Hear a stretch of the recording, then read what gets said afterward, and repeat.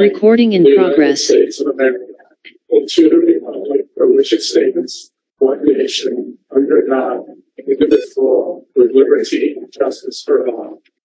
Roll call. Braden? Here. Key? Here. Fisher? Here. Guy? Here. Milligan? Here. Haldeman? Here. Jones? Here. Koval? Here. Lieber? Here. 9 present, 0 absent. At this time, I entertain a motion to approve the board meeting minutes of January 26, 2023. So moved. First by Mrs. Fisher, second by Mrs. Sini. Any questions, comments, or concerns? Hearing none, all those in favor say aye. Aye. Any opposed? Motion carries. Third time over to Mrs. Fisher for the treasurer's report. Thank you very much. I would like to make a motion to approve the treasurer's report for January 2023. At this time, I have a motion on the table to approve the treasurer's report for January 2023. Is there a second? Second by Mrs. Braden. Do anybody have any comments, questions, or concerns regarding the treasurer's report?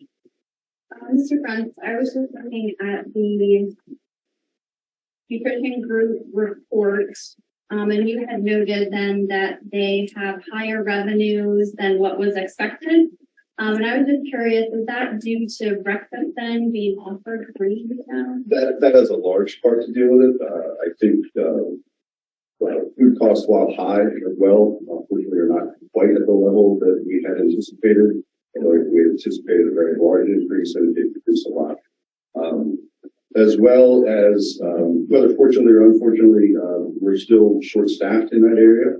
So labor costs are lower, but not just as a result of having less people there. So costs are lower as well. They're along with that revenue. Okay. This new we had discussed, or at least I thought I remembered we discussed during budget season, the concern that they might have not been able to fully support themselves. I was just curious as to how that was going. So it's great.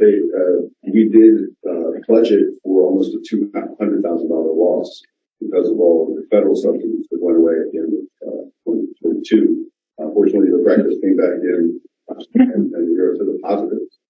Just barely, but fine. Thank you, Tricia, for the hard work. Absolutely, yes. Thank you. Can I use that as an opportunity to introduce you to Mr. Jason Miller, who's the guy sitting in the corner? Three bags. So, as you know, last meeting we did Palmyra Pride with Maria. This is Jason Miller, new food service director, Nutrition Incorporated. Off to a great start. So, welcome, Jason. Thank you. Thank you for your time.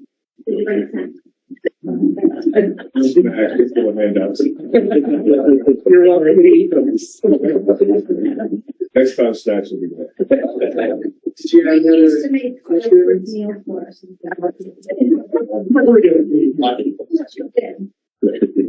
Okay.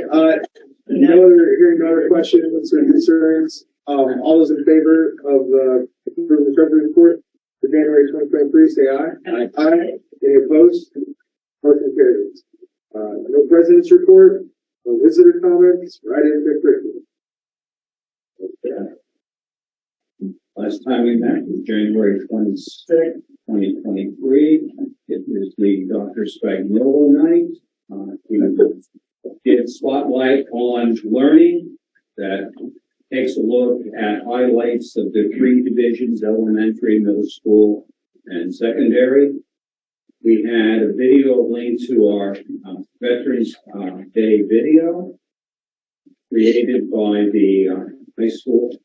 And finally, she went over the 339 plan presentation, and we'll be voting on it. So, out of that, we have a motion to approve the district chapter 339 K-12 school counseling plan. A motion on the table to approve the Chapter 339 K-12 counseling plan. Is there a second? Second. Second by Mrs. Gilligan. Does anybody have any comments, questions, or concerns? Hearing none, all those in favor, say aye. Aye. Any opposed? Motion carries. Let's finish this month's presentation. Thank you, Mrs. Brady.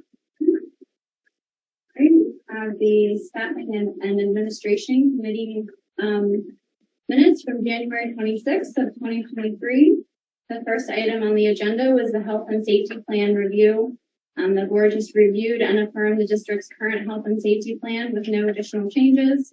The second item on the agenda was public comment. Mr. Kleinfelder had a question and the meeting adjourned at 7:15 p.m. The next meeting of the Staffing and Administration Committee is scheduled for this evening, Thursday, February 9th, after the Finance Committee meeting in the district office boardroom and via Zoom. And then we would also have the approval of the consent agenda. So I would like to make a motion to approve the Staffing and Administration consent agenda. Okay, we have a motion on the table to approve the consent agenda for staff and administration. Is there a second? Second by Mrs. Ruder. Does anybody, Dr. Pepper? I'll be happy to highlight a few items for you. Was Jillian Kiefer, Palmyra grad, Jillian Brandt, second grade teacher, has resigned. It'll be a big loss for us, but we wish her well. She's resigning for a good reason. Some transfers were poised for next year already. Making some changes there with some internal folks. Long-term sub for this year, short-term. Some support staff hires or transfers. And always needed increase the substitute teacher list. And we have a resignation on assistant boys tennis coach. And some hires for boys tennis as a result. We're sharing that role between two people, splitting that stipend is the recommendation, as their season starts here shortly. And some coach volunteers. Good. Does anybody have any questions or comments? Hearing none, all those in favor say aye. Aye. Any opposed? Motion carries. Communications. Obviously communications. At the time, I entertain a motion for adjournment. So moved. Second. First by Mrs. Fisher, second by Mr. Guy. All those in favor say aye. Aye. For adjournment. Recording stopped.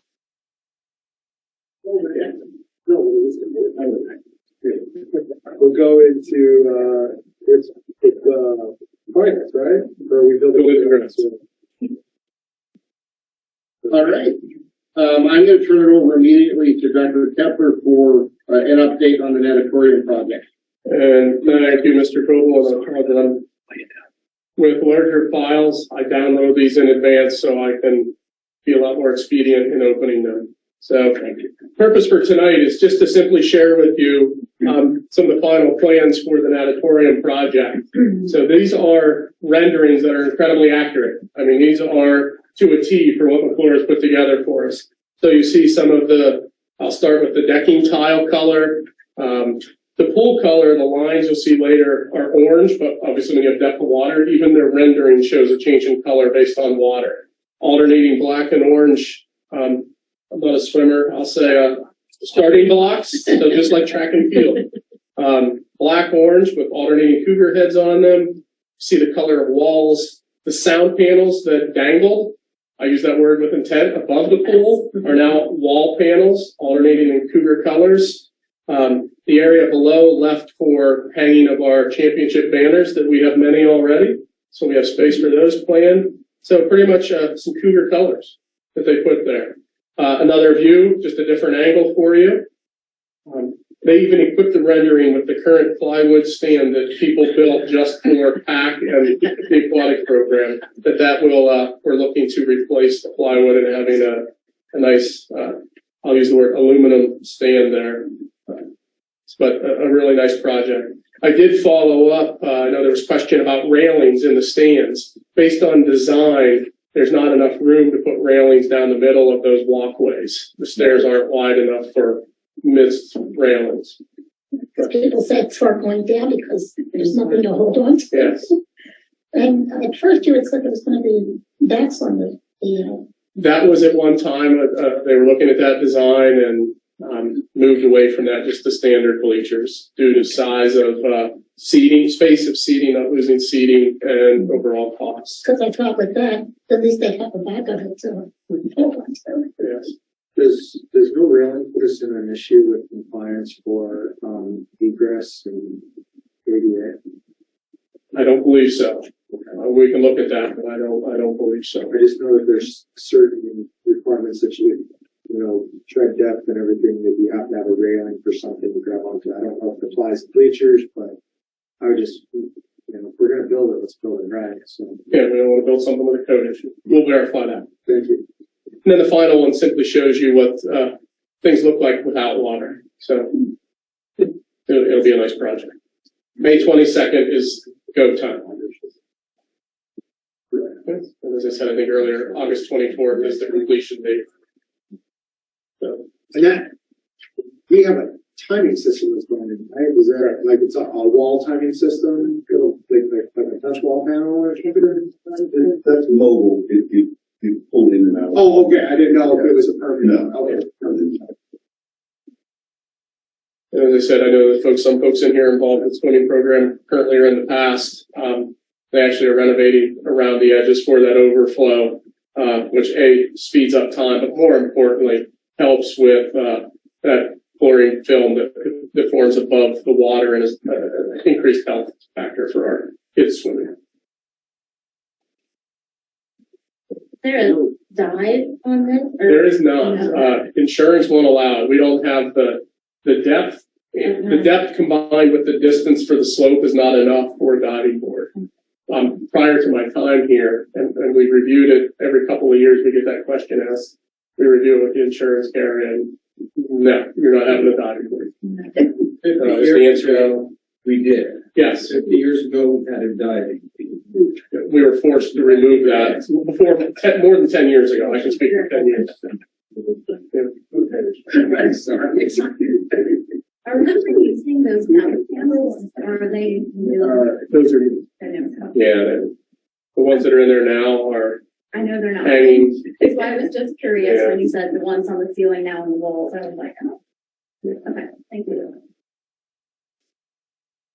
Looks great. I love it. Yeah, we're pleased. It looks very nice. Thanks to Heath for a lot of the work he's done, and Mike as well.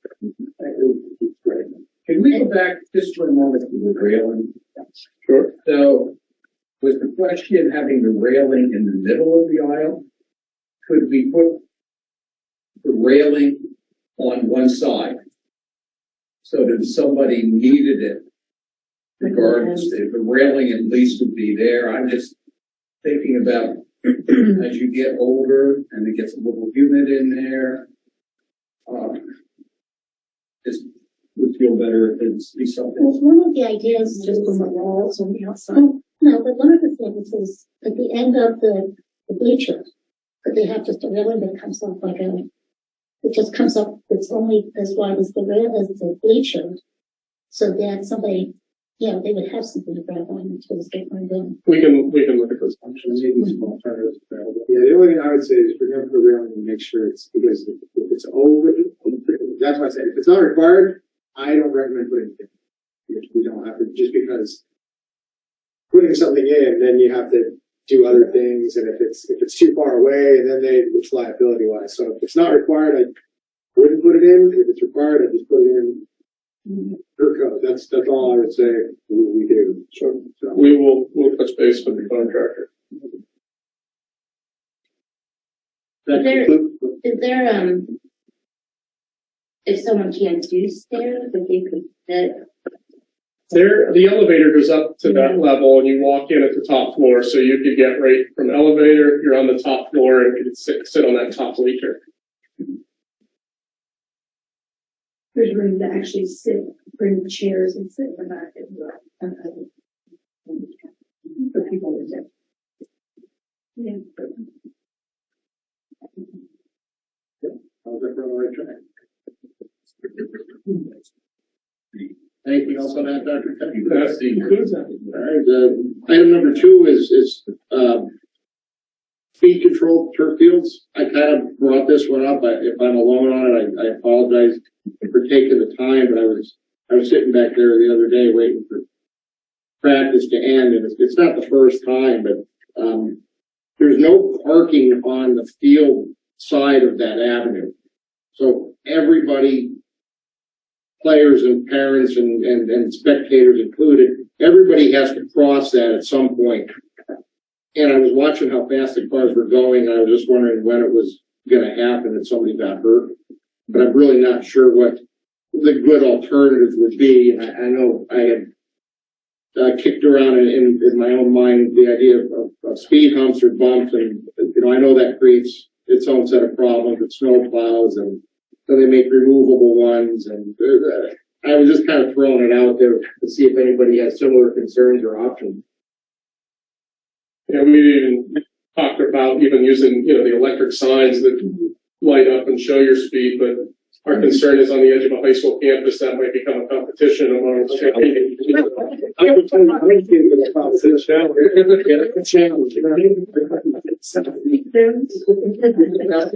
The question that I would have is that parking lot, the traffic way, or is that actually a roadway? Because I know it's used a lot to cut across over to Park Avenue, and I didn't know if that is actually a road or if that's parking lot. That's all. It's all legit. So anything's possible. There's pros and cons to any type of option. Are there any speed limit signs posted? With the husband, there are, go back that road and They're not. could Not that they're gonna follow it. At least you could say, hey, it was posted. We look at that as a starting point and see. we put signs on the buildings. What about if like you Yeah. park here with the new sirens on that thing, just park the school police car there? I mean, that might, just seeing a car right there might deter. That's a good idea. Yeah. Yeah, we can certainly. That's good now. While we're talking about safety, I, for no particular reason, happened to be on Forge Elementary today, as the kids were letting out and as the caution lights were on. And on 2 occasions, the crossing guard, police officer, whatever, was screaming at people because they were simply ignoring that 15-mile and going much faster. And this was in a matter of 2 or 3 minutes. Twice he did it. I don't know how many times he did before or since. It might be a good idea just to let the borough police officer know that people are just disregarding that. Sure. I don't do that around you. I'll tell you that. They gotta do it. And Chief Winters and his team in the borough, they do monitor that. So I'll touch base with them. One of those recent concerns. I was surprised. I know I've gone by there a lot of times, like at lunchtime, and you see the police sitting there, and even after school. So they do monitor it. Well, if there's no further discussion on the turf speeding issue, then we'll move on to public comment. And I only have, I should ask if there's anything else before I. I'm sorry, can we get this, an update on this, maybe next meeting, just to know where we're at, to see what options are available and what may or may not be done. And I do like that you brought that forward. And I don't want anybody to think I'm picking on kids, because when I was watching, there's probably more adults than students. So I don't want anybody thinking, in all fairness, and I was watching the kids getting their stuff out of the back of the car, and they start walking across, and honestly, they're not paying a whole lot of attention. They're trying to sling gear bags over their shoulders and grab water bottles and phones, and I've seen too many close calls out there. But that being said, we can move on unless there's anything else. We'll have something for the next buildings and grounds. Thank you. Mr. Kleinfelder, no comments? That concludes buildings and grounds. Mr. Guy?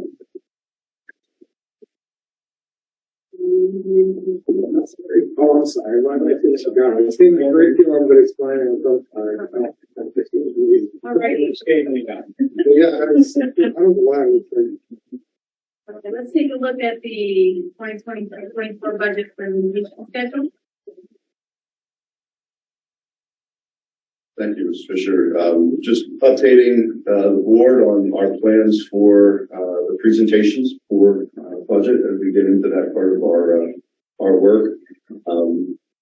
March 9th. And these will be at the beginning of the process, giving you each of the department level budgets in the public meetings, but also at the probably staffing and administration. Also then looking at the salaries, benefits, all those types of things from personnel. So buildings and grounds, technology, curriculum and transportation on the 9th, and then essentially all the academics on the 23rd. As we look moving into April, that's when we would have the full budget pulled together. We currently the departments just provided their budget requests. They were due February 1st, so we just received all that information last week, and we're going through that now in the business office to update those. April 13th, we'll have the full package together. As we move through March, though, each of the pieces you'll see of all of that. And once again, at the S&A meetings, reviewing personnel items for there. April 27th, final, essentially full budget review before we recommend approval at our May 11th meeting. And then June 15th.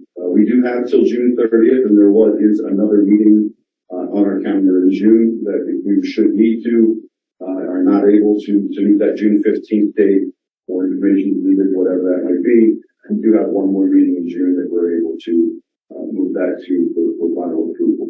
Of course, though, we'd like to try to get our final approval ahead of time, because a later approval affects how quickly we get the tax bills out and those type of things as July 1st. We're having a May 18th meeting, though, right? Didn't you say you're going back to back again?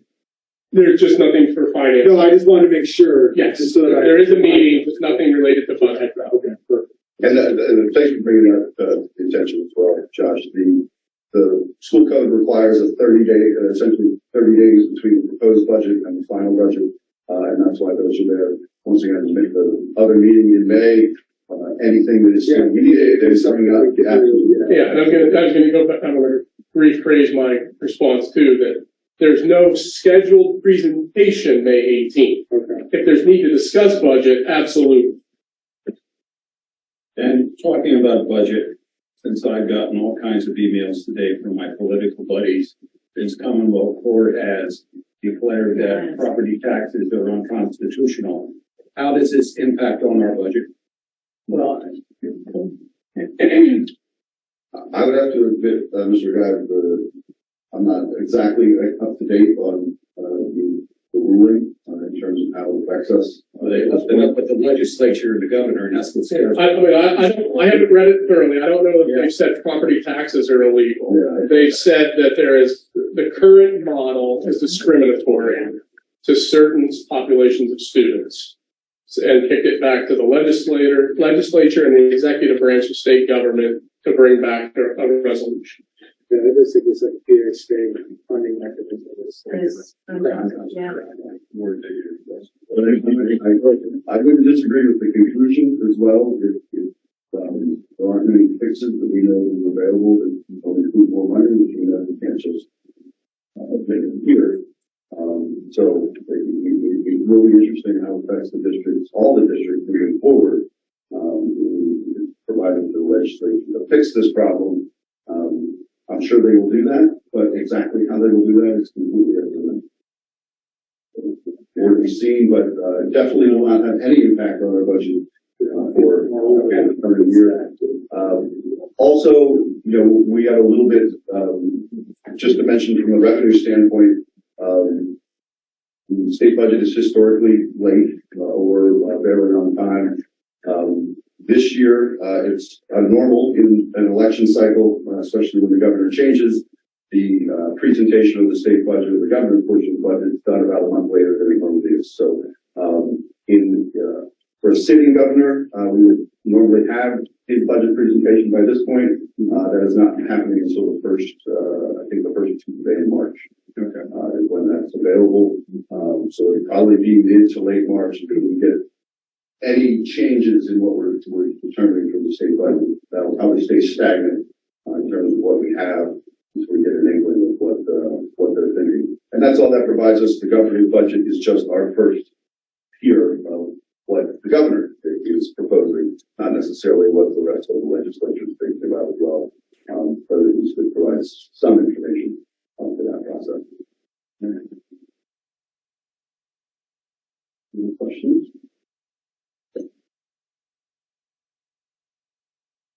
All right, does that take us into the bus transportation contract amendment? And this is an item that we are trying to be more proactive upon, getting drivers, getting transportation drivers is a challenge, even more so for extracurricular activities. As you're familiar with anyone with a CDL license, there's a defined amount of time they may drive during the day. School bus drivers fall within that as well. So obviously our first priority is make sure all of our drivers are available for to and from school transportation, and then whatever's left over. Sometimes that pool is shrunk just by the number of people that have hours left. We had some discussions with Bucks about how to improve this process and what we were doing. And one of the things that they brought up is that the rate of pay that they currently are using, or that we've currently agreed to, has hampered some drivers from wanting to drive. If we don't have, at this point, we had to use, we do not want to cancel any extracurricular activities or games if possible. But some of the alternate transportation avenues that we have are fairly costly.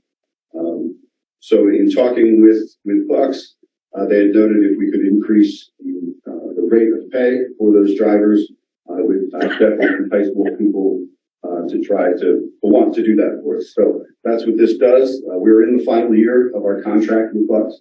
We'll be renewing that next year. And as I've talked to you before, just like everything else, especially with transportation, we all know what fuel costs have done, and that has increased the cost of our transportation.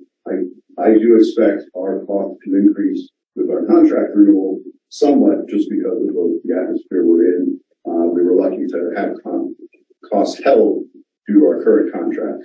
But I think this is just a movement toward where we're going, starting out a little bit earlier, hopefully more drivers be able to do that. So I did run through some budget items for this. It will increase our cost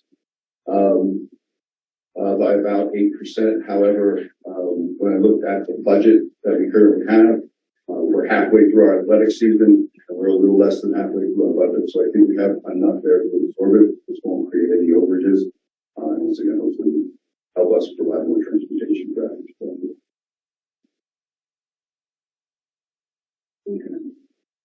Questions or concerns regarding that? I have one quick question. Did Bucks indicate whether or not they intend to submit a proposal next time around, or have those conversations didn't happen yet? Yes, we have started those conversations, and they do plan on submitting a proposal. I think, unfortunately, this was some of the timing that unfortunately had to combine some bus runs over the last month or so, and that process takes quite a bit of time and energy. So I think they will still just focus on school. Yes, I do anticipate getting a proposal from them to work through. We're very, very happy with Buck Transportation, what they've done for the district for a long period of time. Good. Thank you. Okay, that concludes the finance committee. Oh, Mr. Hunt. Mr. Brady. Sorry. The first item on the agenda, board policies, second reading. Would simply say there are no changes to the policies that you've reviewed in committee, approved in the first reading, and they're before you based on state law for the second reading. Thank you. That is quite the list. Any comments, questions, or concerns? Okay.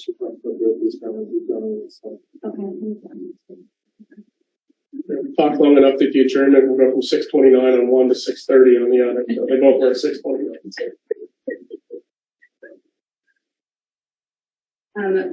Second item on the agenda, public comment. Mr. Kleinfelder, did you have any comments this evening? No? Okay. And that concludes the staffing administration committee meeting of the session. Thank you. At this time, the board is going to issue executive session. Thank you so much.